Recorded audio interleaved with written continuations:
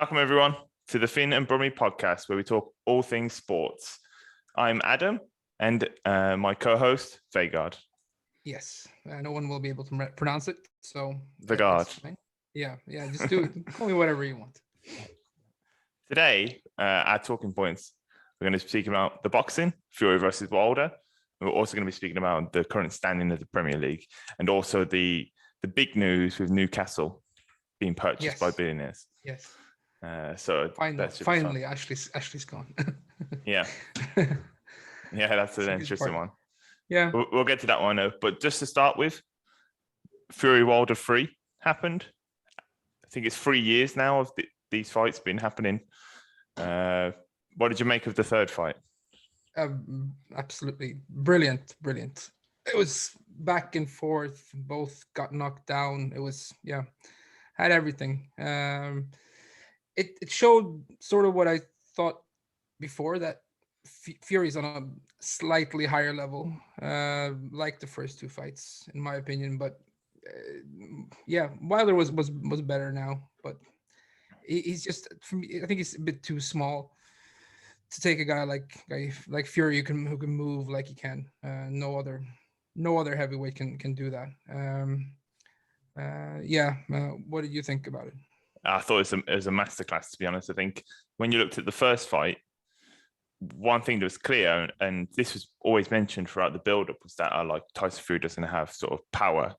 And I think in the first fight, he didn't really have so much power. He couldn't really do so much damage to Wilder where it could catch him slightly and so. But and at the end of the 12th round, the worst thing that could have happened probably was that he knocked him down in that 12th round and almost finished the fight. Because that's when Tyson Fury was like, well, I just got to go for it then. And he started really letting his hands go for the first time. And he caught Wilder with the best 2 punches or 3 punches he's thrown in the whole fight of the first fight. Yeah. Second fight, he goes up there and goes, okay, well, I know I can take you now. He comes in very heavy, but in much better shape, much better condition. Yeah. Where it's like, no, I'm just going to big man box you. And it's like nothing you can do about it. Deontay Wilder comes in. He's got very skinny legs anyway. And he's already weighing, I think it was 230 pounds. Tyson Fury was 270. Yeah. That's a huge difference. It is. Looking at that against any other weight class, it's like, well, this is not a fair fight. So no. But who else is going to fight? There's no one bigger than Fury. So no, exactly. You have to bring back Nikolai Valuev. yeah. I don't think that's a good idea. After but he got beaten by a guy like Wilder. A big cruiserweight. Left-hander. Yeah. But so that second fight really set it up that Fury could go out there, and actually, if he puts the fight to Wilder going backwards isn't as strong. Yeah. His power, he's actually quite good with his right hand, but he just keeps it close. You either get really close or you keep your distance. And he did that really well in the second fight. He just sort of dominated him, leaned on him as much as he can. And then the third fight now, you can see Wilder obviously had a game plan. He came with the body shots the first few rounds. And I think he won the first 2 rounds. At least I had it. So. Then, the second round could have gone either way, but I think the first 2 rounds it was more leaning to Wilder's side. And he started with those body shots. And I was a bit like, okay, with boxing, I guess sometimes takes a little bit of time to get warmed up to. You can't really have any warm ups before a fight. You just have to go out. They're coming with a new game plan. It's like see how they're going to react to it. And it took Fury 3 rounds to really get going, and that's when he dropped Wilder. And he started smoking a lot. Those early rounds, the referee was breaking up really quickly. So every time Fury tried to lean on Wilder. They were trying to break it up, but the problem is Wilder, because he had this game plan of body, and then he got knocked down. He started going crazy, and he worked a little bit because in the fourth he knocked him down twice, or at least hurt him bad. He went down twice. Yeah, and that's what could have, if it had gone that could have cost him, because that was probably a 7-10 round. It was so on the scorecard. It was 7-10 round 4. It was 10-8 round 3 to Fury, then 7-10 to Wilder. So then. It's very much in his favor. Then I couldn't believe what I was watching, to be honest, when he went down. But that shot where it's straight on the forehead, it's like the good thing about that shot. Whereas the one that hurt Wilder was on the ear again. Yeah. Same shot. Yeah, you lose your equilibrium. Yeah, balance goes, And that's the same shot that he hurt Wilder with in the first fight. That's the same shot that Ruiz hurt Joshua with in the first fight. Yep. And that one in the ear is different. Like it just gives that it takes a long time to recover from him. But the one in the forehead, that can just either just turn your lights off, or you can sort of like, oh, it hurt, and then you can just get on with it. Yeah. And I'm saying this is someone that's never got both took a lot of damage. Yeah. But I when Wilder got knocked down, I thought it was over, but he got saved by the bell. If that bell hadn't come, I think he would have struggled because he was really out of it.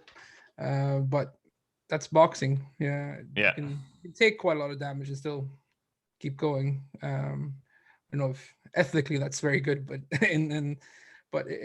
I agree. It was a tremendous start to the fight, and then but then it was like round 4 onwards, because he had that success. Round 5, he went heavy again, Wilder, but he didn't really have so much success. But he was throwing big shots, and he just looked tired. His legs looked shaky, like they kept going stiff in moments, and you can see that he lost a lot of his energy.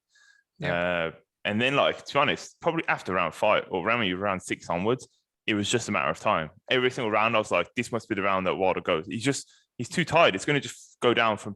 There was times where Fury would lean on him, and he would actually go down on one knee because he can't carry his weight anymore because he's just so tired. So I was like, okay, it's only a matter of time before he gets either caught now, or he just sort of he gets caught with an okay shot and he just goes down from another body shot in the second fight. It seemed like Wilder's game plan was to finish it early. I think he knew he had to come in big. They said something about how much he had bench pressed something ridiculous as well. So I think that was the only way he can really beat him, because Fury doesn't look like he's in great shape, but he is phenomenally well trained. And this for me just shows the massive difference that it is with those world-class fighters. And I think the really two world-class fighters, of course, there is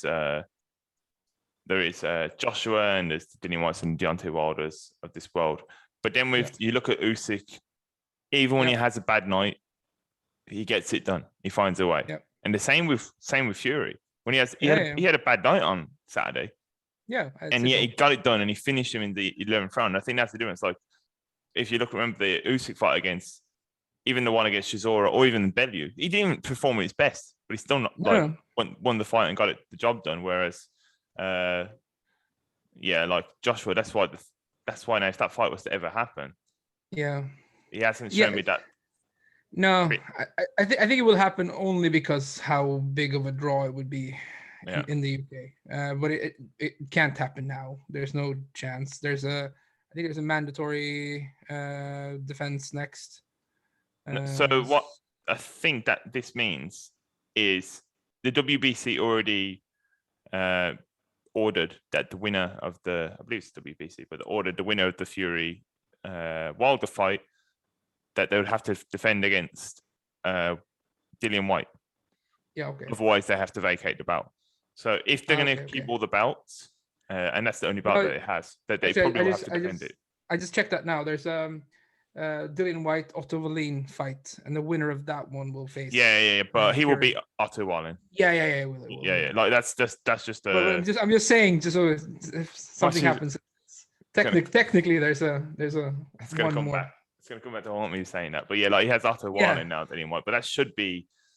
It should be a knockout win as well. Like if you can get Fury went 12 rounds to him and Otto Wallin hurt Fury. That was a good one. But I don't think Fury was at his best either. It was no. Right after he was back from all his issues. Yeah, so. The doctor could have stopped it at any moment. Like it was really bad cut, that one. So it'd be interesting to see now how Whyte does against him. Because remember when the fight first got made with Fury and Otto Wallin, was like, who the hell is this guy? Like, why are you fighting him for? Yeah. It was a tune-up. It was a tune-up fight. That's how it is sometimes. No, but this was after the Wilder fight. This was in between the the first and second Wilder fight. No, but that wasn't because he wasn't a champion. It wasn't a mandatory defense. He didn't. No, but he was the lineal, which is not lineal. Yeah, no one cares about the lineal. But so that should mean if Whyte gets the job done, which by the betting odds he should definitely. Yeah. That means those would fight, which makes a great fight to be honest. But Fury should win. And then Joshua Usyk, if Joshua learns from that sort of Fury game, or he learns from his first fight with Usyk, and he puts on weight, he gets to 70 as well, and it's just like muscle. And it's like, I'm just gonna hit me with your best shot. But you're only gonna get one of those, and I'm gonna be inside, and you're gonna be in the corner, and then like really do some damage. Then he might be able to retain his title. Like, no doubt that Joshua definitely can win that fight in the rematch. He can't box him though. And it's just not what. No. Not what it's. No, I think so. According to the odds, Dillian White is a 2-5 favorite. Yeah, so it's not as clear as I thought it would be, but it's enough. Yeah, and the odds will be like that as well because of the Povetkin knockout. Povetkin knockout. Like Dillian White was very high ranked, and then he got caught with that left hand, and now people are going to be squinting their eyes a little bit now when he fights because they know it can happen. Joshua uppercutted him, Povetkin uppercutted him, and now like they know that's a big hole in his game, really. Yeah, but I think Joshua's already triggered a rematch clause for that. as well. So the only thing that could like derail, that's how it should go, and it will still be very fun to watch all those fights. The only thing that could derail all this is if Fury just goes, "Nah, I'm done now." Or retire. No, he could do that. He is, if there's one of those guys who can do that, it's him. But I think the potential. So if say Joshua manages to beat Usyk in the second one, there probably will be a third one. Yeah, and then we're talking Fury. No, there won't be. I don't think it means because like the Ruiz Joshua there wasn't a third one. No, that's true. So there was only the rematch clause for the initial, but I think now if Joshua wins, that he would still have to earn. He could still get like ordered to fight him, but I don't think it will be in the contract that he has to though immediately at least. So so then Wilder probably fights the one who loses the Joshua Usyk fight. Yeah, and then you have Andy Ruiz in there as well. But still, I don't know. I saw his last fight. It's still. Like, no. Definitely, he's in the crowd, but I think he has to fight. To be honest, like he needs to fight like a Wilder now. Like maybe Wilder when he's recovered 7-8 months. He needs to get a big name like that. And the same with Dillian White. That's why I'll be happy if Dillian White gets that fight against Fury because he's earned that fight as well. It's not like he's been like given that fight like. No, definitely not. That these things happen before. So it'll be really good to see if he gets that fight as well. And same with Ruiz. If he gets one of those bigger fights, and maybe he fights Wilder now. Then if he beats Wilder, it's like of course, it's straight in the picture, right?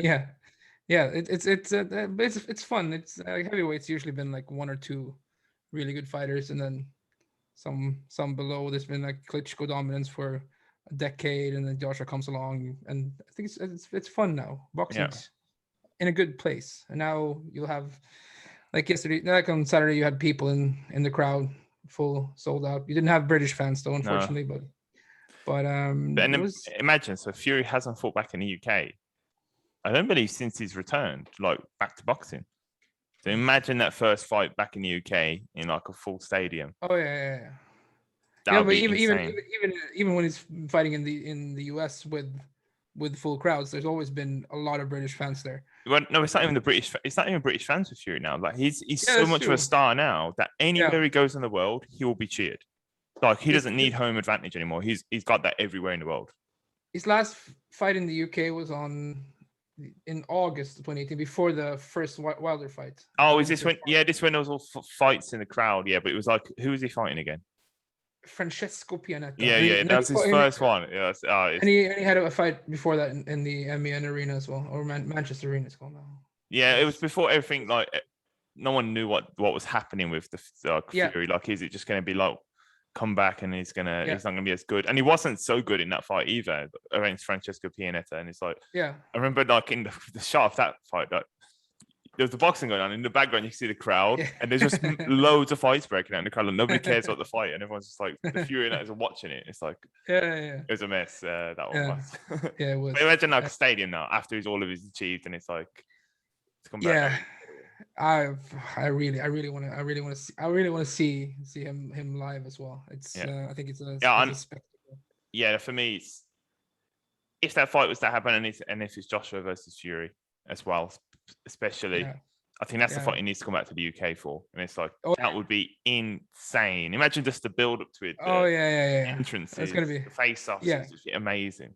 Yeah, and I think, but Fury lives in America now, doesn't he? I think he lives in Vegas or something like that. I think it was billed from Vegas in the fight, or Henderson, or what it's called, right outside Vegas.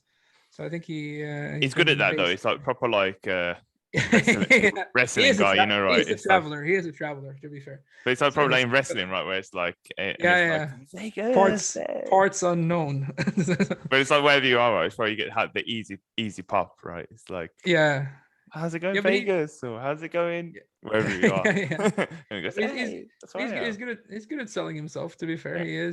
He doesn't look like a superstar in that traditional way, but he is loved because he is 100%.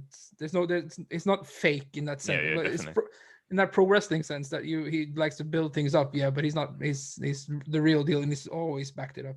Yeah. He's is he the only one that's undefeated now of the big heavyweights? I think so, right? Usyk as well. Yeah. Yep, they're the only two. Yeah. So that would add something extra to that fight as well, if you get that one. So, yeah, definitely. But like, Fury beats Usyk. You need a puncher that's going to knock him out. Yeah, you need a big guy. You need someone who can, keep him at distance. Probably no one. No, but the thing is, he can get caught, and that's the thing. Like, what Fury isn't like impossible to hit.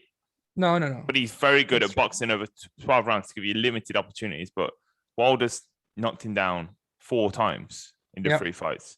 Before that, he was knocked down by I forgot what his name was.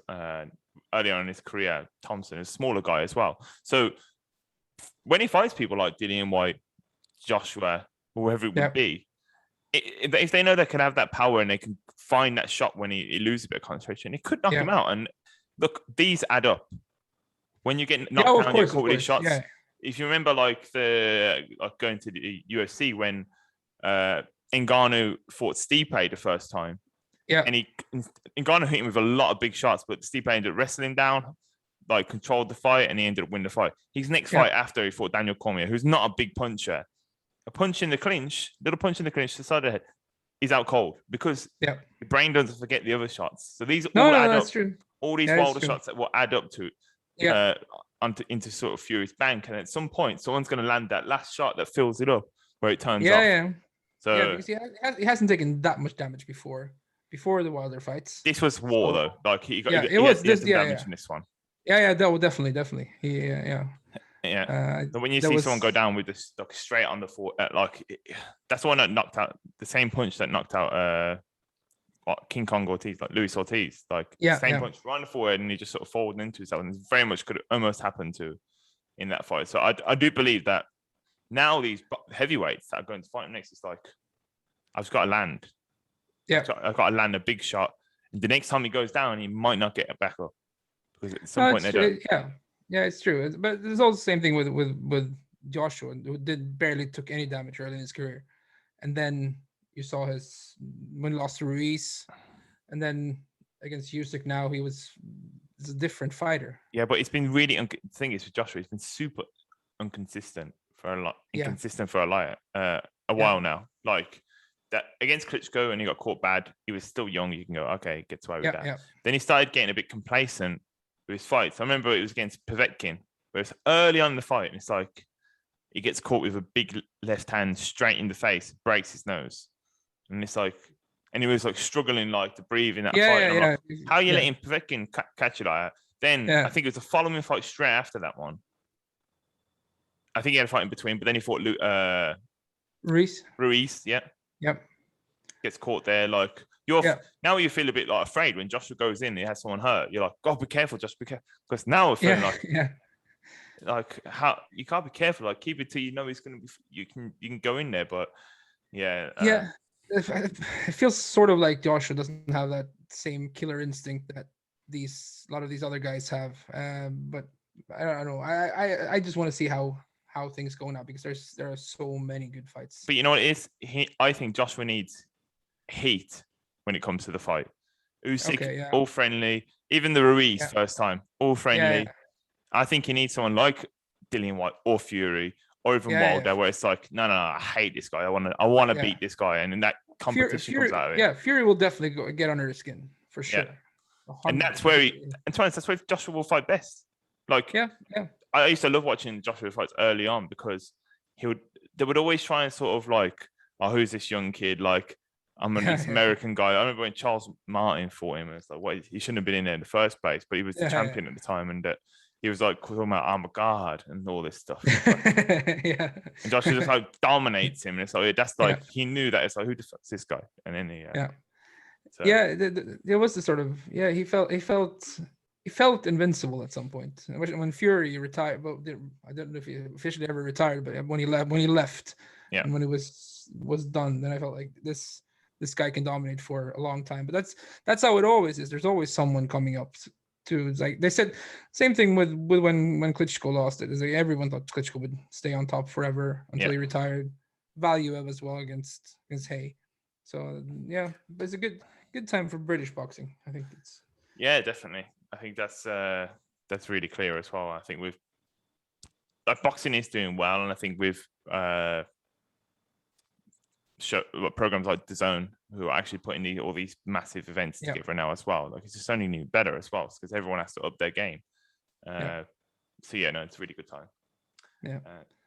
So let's see how it goes. Now, should we move on to how the Premier League's looking? Of course, our first podcast we spoke about our Premier League predictions, and now we've got to sort of see how it's actually played out after the first 7 games. Has your mind changed a little bit with saying? Well, there's the bottom. I think I had the bottom 3 is except for Palace is the only thing that's missing for me. Top, it's so close from. There's 2 points from 6th to 1st, so there's no one standing out. But we've got to see the sort of how it looks on the eye as well. And I think that's always important. Like, for example, like Brentford's one, where I think we both mentioned this, where they probably all have that Leeds type of season. Where they're going to get good results, and like they have got some really good. Smashed Arsenal 3-0 in the first game. Even the game against Liverpool, like to go to get a draw from that match 3-3. Go toe-to-toe with like one of the best attacking teams in the league. It really shows what they're going to be able to do, and I think they'll easily be top 10. Easily. No, I think so too. They just look really, really good. One that's really interesting I want to talk about was Everton with Rafa Benitez. What have you made of them? I wasn't very positive, and I know I have friends who are Everton fans. They weren't particularly thrilled either. But it's so early. They're still up there, but I think they will drop down. Arsenal are looking better, for instance. But so many unstable teams, like Tottenham beat City in the opening, and then suddenly they lose 3 in a row when they brought Kane back. When they brought Kane back. I don't want to put the responsibility on him, but I don't think Nuno Santos is the right guy. No, I agree. But my theory about the Kane thing is that they got those results at the beginning because I really believe the players thought, like, I don't know, this is us. Kane's not here. Now we've got to figure it out together. This is us. And they went in that sort of direction. It's like, no, we're going to go off and we'll do absolute best now. And when you have a player like Kane, who's a leader and captain of the club, how it would have been was that, okay, when Kane's there, he speaks before the game starts. Everyone gets behind him. He speaks to the players that are not performing. He gets all these extra things that you do as a player that he needs to do as captain. Then I believe that's probably been lost now. We don't get to see this stuff now. Unfortunately, there's no Amazon documentary for them. But I guarantee you now, Kane's like, oh, well, I want to leave. Now I've been a bit screwed over. I'm not doing these extras. No, it wouldn't surprise me. He will leave at some point, and I think everyone knows that. But it's just about the price someone's willing to pay. He's not that young anymore. who's gonna buy him for more than they would buy Haaland for, or something like that? Yeah. It No. doesn't make any sense. So he would be very few team would have him as their first option if they need a new striker. No, So I and think this is the problem, right? Like when it's so different, right? When you're trying to sell a player that's just had that one season wonder, they've not been in the squad too long, and you can get really good money for him. But like even like a player like Bale, when they sold Bale for the money, yeah, like he wasn't someone that the dressing room falls apart when he's gone, or if he decides to push against the club where everything could go wrong. Whereas Kane had that power, like he has yeah, that power at Tottenham. And that's the issue. I don't think they thought about this, and they probably like be like the Barcelona stuff where it's like, oh, Messi should play for free. It's like, but you can't expect the player just to go like, oh, I love Tottenham, so I'm going to do these things. Yeah. No, it's like definitely not. They need to look that well. He has a big effect on how people probably are feeling at the club. I think the only player that's really gets to push on and doesn't get his head down is like Son. Yeah. But he is. There's no doubt that he's the locker room leader, for lack of a better term. I think that's what he is, and there's not that many clubs now that have someone like that that's been there their entire career, that's been there through highs and lows, and when you then don't feel like your loyalty gets rewarded either, then I get what he wants. He wants to win titles. He's not going to do that at Tottenham, barring something. Yeah, no, I can't see that happening. No, they won't. No, so he will. I think he will be a City player next year, but Man City need him as well. Like it's just they do. Like I don't see being so much of a legacy sort of derailer in terms of Tottenham standpoint, where Tottenham fans are going to see Kane as like betraying the club if he goes to City. Yeah. Like I don't think they ever were rivals. Okay, they had some good games against each other because of the Champions League stuff, but they've never really been rivals. It's not like he's going to Arsenal or he's going to Chelsea. Like exactly. I'd understand, then you can sort of burn your shirts of Harry Kane. But Man City's like it's going Man City. Like, there are two clubs in England that can. It's United and City. I think that are the only clubs that he could leave for. Yeah. That would need him as much as he would need them to. Yeah. Well, United win titles. They're closer than Tottenham at least. But then you have probably Barcelona getting their finances back on track. That could be an option, but I'm not sure Kane in Spain would be the best for anyone. But no, he wants the record, right? He wants that record of the all-time Premier League goal scorer, and he can definitely get that if he goes Man City. Yeah. If he leaves, maybe goes to Newcastle now. Look at this. that could happen. And also, like it's the Alan Shearer thing, right? Like he knows what happened with Alan Shearer when he stayed at Newcastle, and he didn't win anything. He doesn't want that to happen to him. No, I understand that completely. Or at least Alan Shearer always had the Blackburn achievements, where it's like, he still won the Premier League title, still had all these things. Yeah. Whereas Harry Kane doesn't have anything. Here's the Audi Cup. No. It's the Audi Cup. Nothing. That's really prestigious. It's the big Audi Cup. But there's I can't. Liverpool won't need him. No.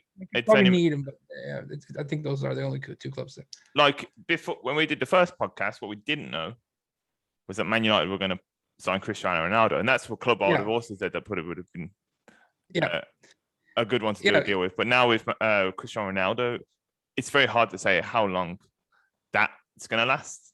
Yeah, he has a two-year deal, I think, with an option for a third.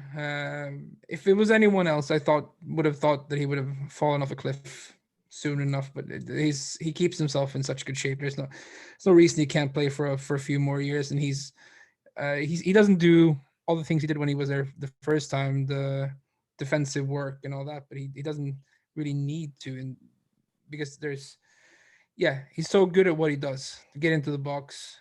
He's already got. I saw some statistics about the most goal involvements for a player over. It was 34 or something. Yeah, and he was all the way up there from all the professional leagues in England. So he's got and when we're talking about locker room leaders, he is definitely one. Exactly, he's massive.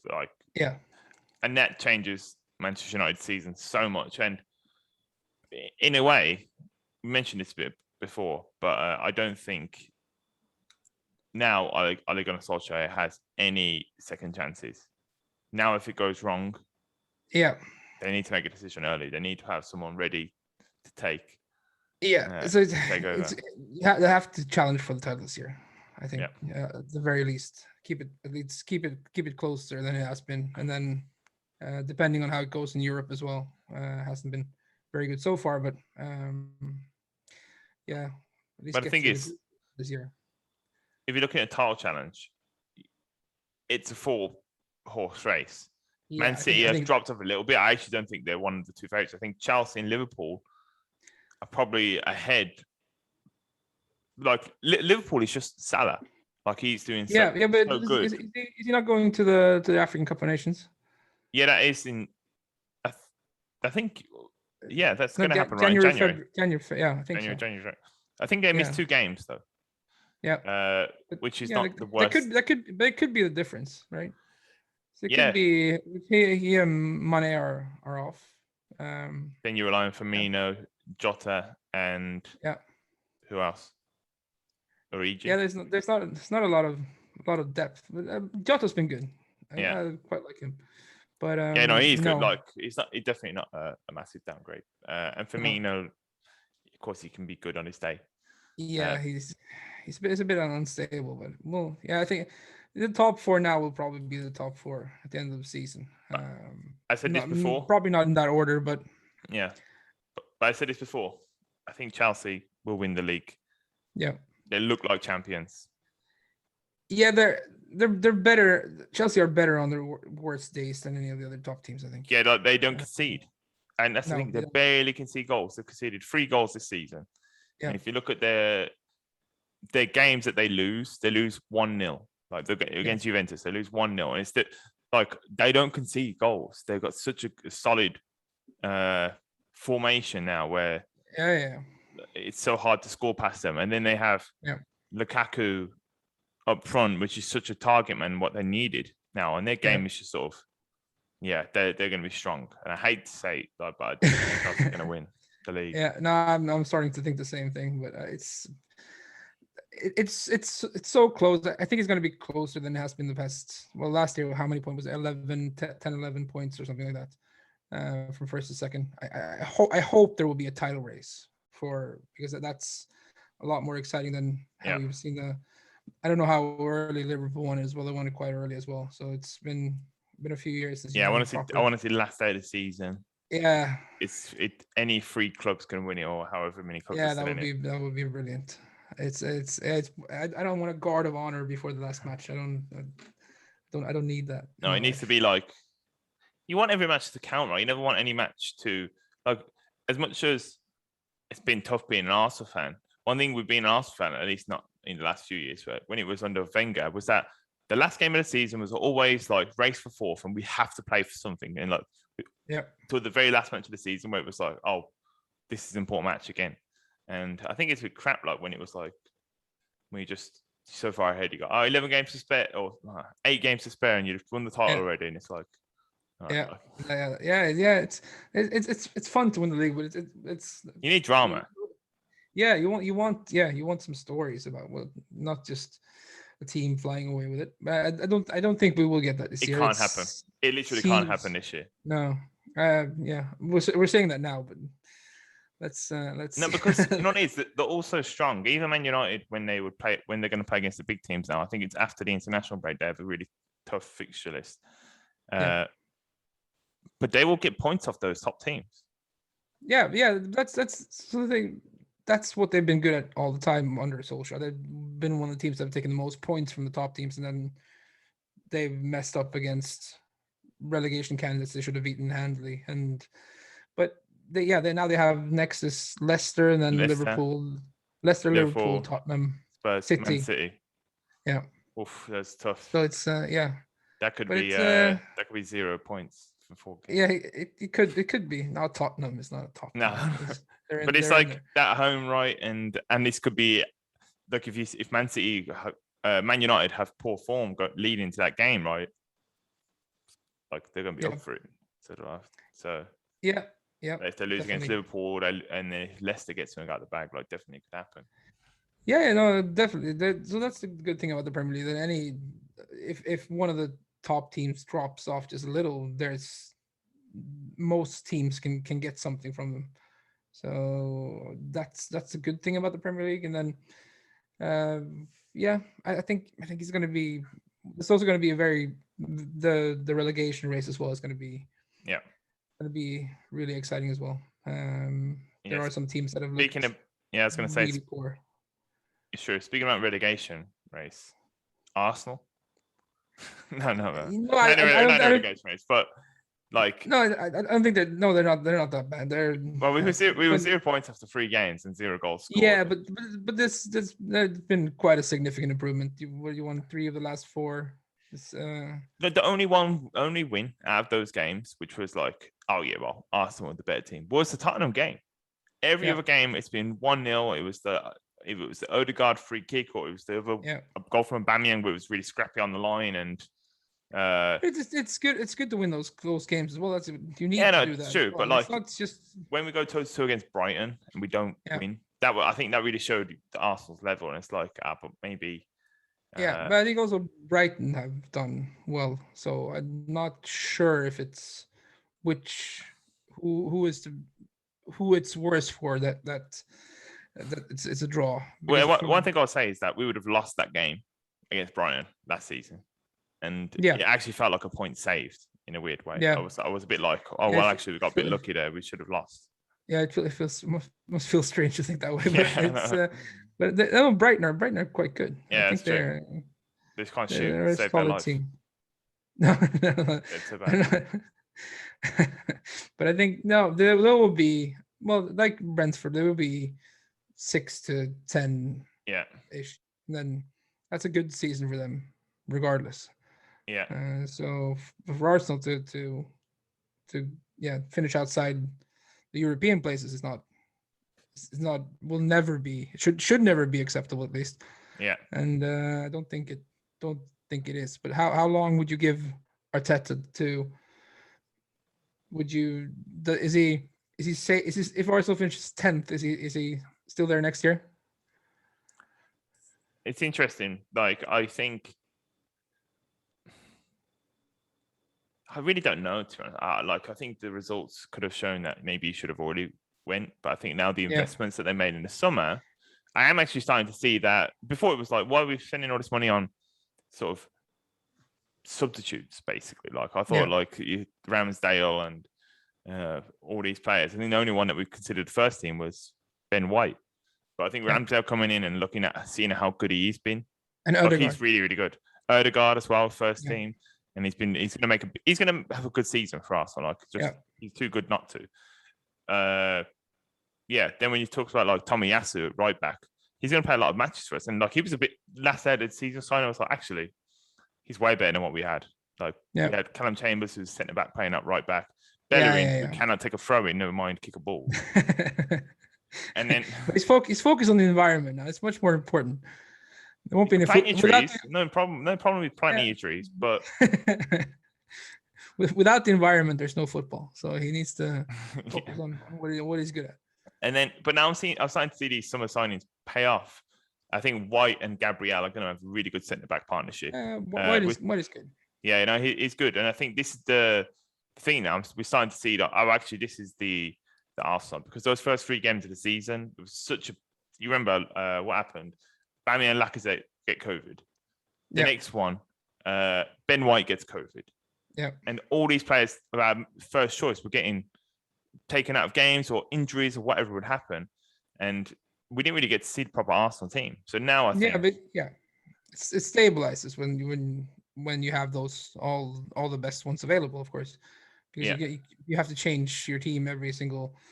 Well, a lot of teams rotate, but you need a core, especially for Arsenal who don't play in Europe either. If you rotate in Europe, that's fine, but if you do it too much in the league, you will lose a lot of that. The cohesiveness of the team, and that's takes time as well when you bring in as many as Arsenal have. brought in No, over the summer as well. it's true. But the thing is, we don't really need to rotate. That's what's good about this No, season. exactly. Russell. But we don't need to rotate so much. One thing is a shame is that we've had Shaka get injured now and it's going to be out for 2 months. And you've seen how important it was when we missed him against Brighton, that Lokonga's quite good, but he's 21-year-old. My light's just finally come on now. Okay. You can see it. No, you can see me better. But like 21-year-old, and he's good, but that could be a big difference. Where having Thomas Partey back for the season and keeping him fit, or Tierney keeping him fit, like Arsenal's a good side. Then like we can actually creep in and like stink through the back door and get top 6, maybe even surprise some people. There's only 4 points to the top 4. It's not, and that's not much. So this can change very quickly. And then you have teams going on a run of form, and then suddenly they're all the way up there, like Brighton have done. Yeah. So exactly. It's gonna be a very close season, I think. I hope. But I think Norwich will go down, but Burnley. They'll probably and Norwich will probably go down, and they will go up again next year. Burnley, yeah, but that's what they want to do, right? It's just so annoying. But like, I can understand. It's a business model, I guess. Yeah. You don't sack their coach if they get really stay, and then Look, if they know that, and also like maybe it is a good business model, like long term. Because one thing that these clubs getting promoted always seem to mess up on is that they will invest heavily when they go into the Premier League, and then when they come down, all that investment has to go away, or they need to dissolve it in some way. I think we Norwich, what they're doing is they're staying a good Championship side, and they're adding little bits to it. So like they had Buendia, they sold, get some of that revenue, and they're thinking more for the long term. So it's like you can't hate on it so much, but it's like they will definitely I think they will get relegated 1 point after 7 games. Burnley as well, 3 draws, and they've got no wins either. No, and then Newcastle. We'll see what happens there. I think they will definitely be spending in January, but and Steve Bruce will go. So like he hasn't been sacked already, has he? No, but they're already getting his coughing out. Yeah, it's only a matter of time. Yeah, so. We'll get a nice paycheck. He'll be happy. You know, it's funny. I saw, but it's his 1,000th Premier League game coming up, and they're going to sack him before. He's going to be stuck on 999. Well, he'll get another job. I'm sure. If someone's struggling, if Burnley wants to get in someone new, he's their man. Him or Big Sam. I don't understand all these former players like Danny Murphy or Agbonlahor, and they're coming out saying, "Oh, but they should just give Bruce to the rest of the season. Like he's been there, he's done that. Well, he's been there and he's done that. Yeah, and he's done that and got relegated. Like, there's no point. Multi-millions to invest in, and then you get relegated. They can't afford that. They need to bring in a top manager, pay good money for him. Yeah, and if they know he's not going to be there next season, there's no point keeping him now. If you know you're going to get rid of him eventually, then better to do it now and then give that new manager a chance to build his team instead of having to take over a Steve Bruce team at the end of the season. Because their squad isn't that bad. It's quite thin, but it's not. It should be able to survive with a good manager and a few investments in January. Yeah. But the problem is who's going to want to come there if there's a chance of getting relegated. Yeah, but then it'll be like what Man City did, right? It'll be like, Robinho. Someone that's on the fringes of like a top club. Yeah. And it's like he can be good on his day, but he's definitely gonna be a big name. Like they already have Sam Maximan, who's very good. Wilson and even Joe Willock. Those are 3. No, Joe Linton will go. He will go. Like apparently the deal costs like 40 million for Joe Linton, which is mental. Yeah, it was really. They'll invest in the right areas if they get a good manager in. So there's been a lot of talk about Conte and stuff. But I mean, that will not happen at this point. Can't imagine him in Newcastle. It's like I just can't. But it probably I couldn't imagine the manager City have had either. So who'd have been perfect? Rafa Benitez. Wenger. No, Wenger would never go to another Premier League side. But Rafa Benitez would have been perfect, right? He loves Newcastle. Fans love him as well. But you give him, it's Rafa Benitez at Newcastle with money to spend. Like he wouldn't be in a relegation battle. No, but if he had been unemployed, then it would be a chance. But I don't think he'll leave Everton. No, and the thing is, like, and when I hear these comments from these form players, it's just like just trying to. It feels like you're just trying to do a favor for a friend. It's like, job. Of course. And it's like, no, let's talk about being unbiased. It's like, if you've invested that money and you're the billionaire owner that want to take this club to this direction, and you go, who's the manager? And you go, Steve Bruce. Let me see his record. And you go through it, and you're like, why is he the manager for? That's a good question. Like, how did that happen in the first place? It's like, so these things, like, he's already been gifted these jobs just because he probably knows the right people and he's networked in the right places. So it's like, they need to make that change, and that's to get the fans on board, all the fans on board straight away by making these popular decisions that they obviously wrong. Then straight away it's going to be a good thing. I think they already have the fans on board. Do you see the scenes outside St. James Park? So it doesn't take much when you have been owned by Mike Ashley, and then it's a Mike Ashley thing though, right? It's like it doesn't matter who bought them. It could, exactly. It's probably some of the worst regimes in the world, and doesn't matter. Mike Ashley's gone. Like, but I saw. Do you see the numbers of commercial revenue for Newcastle from the development of their commercial revenue from 96-97 season until today? No. It's grown by 0.1%. Oh, really? Wow. Yeah, so it's a very untapped club. It's a big city, big stadium. So they have, if you're going to buy a club in the Premier League, it's that's because they're doing a lot of stuff for free, right? Like, if I understood it correctly, the Sports Direct stuff, like they have advertisement all around the stadium stuff, and I'm pretty sure I think it's all just part of the sort of Mike Ashley thing where it's like free I would assume so. So they don't get any commercial revenue for it, probably. Yeah, so they're probably not paying any. They're not probably not paying market standard fees for those things. On the other hand, I'm sure for Mike Ashley, like as a business owner, looks at the other side and looks at Sports Direct, which brings a lot of money, and goes, look at our marketing costs, super low. Yeah, them for free. Just buy the club. Exactly. Yeah. It's just moving money around, and he's good at that. But he's apparently, I'm glad I'm not a Newcastle fan. It has been a rough since. Yeah, and look, it's definitely like it's shit. Like I've felt like this as an Arsenal fan over like with Emery and with Stan Kroenke, like they've been a long time waiting for Mike Ashley to go, and it's such a shit feeling when you just sort of like, I don't care anymore. Yeah. And that's what they felt like, most of these Newcastle fans. Like, you can see the happiness on. I think it was Sam Fender who was on like some British morning talk show the day after the new owners took over, and he was so hungover because he'd been drinking all night celebrating. That they managed to finally get rid of Mike Ashley. But it's not that easy to pump money into a club with financial fair play as well. So you would need to. Yeah, they might get the. Yeah, we'll say it might. They'll know how to get these. They'll get in the right people. Right. Well, they've already brought in Alan Shearer as an advisor. I don't know if that's the right move, but no, but that's just like one to settle fans, right? Like, probably because Alan Shearer wasn't allowed to be involved in anyway. I think with the club when Mark Ashley was there, exactly. Or he refused to, or whatever happened. Yeah. So now it's just an easy win. One thing these owners will do straight away is they're going to look at the club and then they're going to go, okay, what are our easy wins that we can solve now? And they go, Steve Bruce, check. Yeah. Yeah. And they go, Alan Shearer. And they go, Alan Shearer, all-time Premier League goal scorer, club legend. Yeah. Of course, welcome back in. Easy. Yeah. So they're going to get all these quick wins out of the way, and everyone's going, oh my God, these owners are really, really good.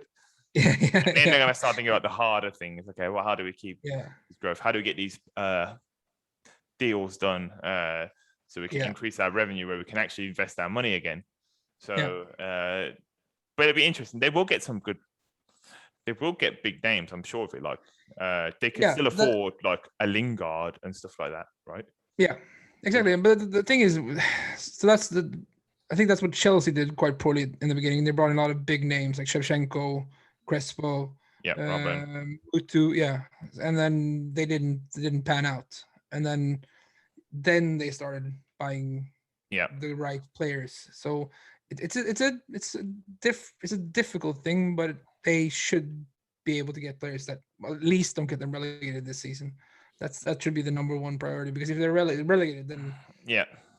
you can't get anyone before next season that they would want. And like when it comes to these things, I've seen a lot of people get sort of worried that Newcastle are going to be like champions in 5 years. But I mean, Everton have one of the richest owners in the Premier League. But I'm not worried about Everton. Like No. And that's going to be the same. I think that will be the same thing for Newcastle. I think they will push up, and they might go on they'll probably win a trophy at some point with a good enough squad in a cup or something like that. Yeah. But I think to create what Man City created is difficult. But it even took City 10 years to win the Premier League. Exactly. So it's not a quick fix. You can't. I don't think you can do it much quicker than that. Yeah, and that was quick. Chelsea was really quick, but they were the only ones. And then exactly. There was already a big money game at that point. So when Man City come now, it's like 10 years, and now you have to consider that Man City are there with all that money. Yeah, exactly. Even longer. Yeah. There are other clubs who've done what they want to do. Yeah. But you have to remember how rich the Newcastle owners are. They have. They're essentially owned by their by the Saudi Arabian state. When they said that this fund holds $300 billion, 10 times as much as the Man City owners. Yeah. So the thing is, you can't just pump money in, because it's not possible with financial fair play. Financial fair play probably won't hold up in court anyway these days. But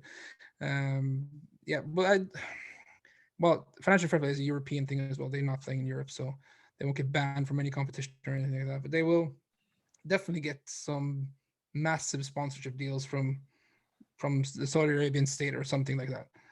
Yeah. Which is they'll probably increase their what they can spend quite significantly, but still, to be fair, they underspent a lot with Mike Ashley as well. So there's room there, but it's not going to be next year or even the year after that. But they need to focus on survival. It's a short-term thing. Exactly. Yeah, they can't, they'll be thinking long term. I'm sure they'll have those, but they won't be having any of those meetings right now. Like, it's all about what do we need to fix right now. Yeah. And the only thing you can do at this point in the season, you can't buy any players right now, so you have to get rid of the manager and then get whoever comes in. If they could get someone like Conte, then I would be sure they would do well. But I can't see him doing that. No, it's too early, way too early, right? Like there's other managers that manage sort of mid-table level that they could bring in, I'm sure. Yeah, it's true. But it's gonna be January window is gonna be fun. I think should be. Yeah. At least, because even this past transfer window was one of the better ones for quite a long time. It was the best one ever. Actually. Yeah, I'm pretty sure it was. I don't think you'll ever be beaten. No. Well, we'll see though. I guess it'll be interesting with a new team in town splashing the money, because it's always just fun to watch. Right? Watch that first game. It is, Newcastle, because see how they look and everything. And I've always liked Newcastle since I was a kid. I've always liked Newcastle.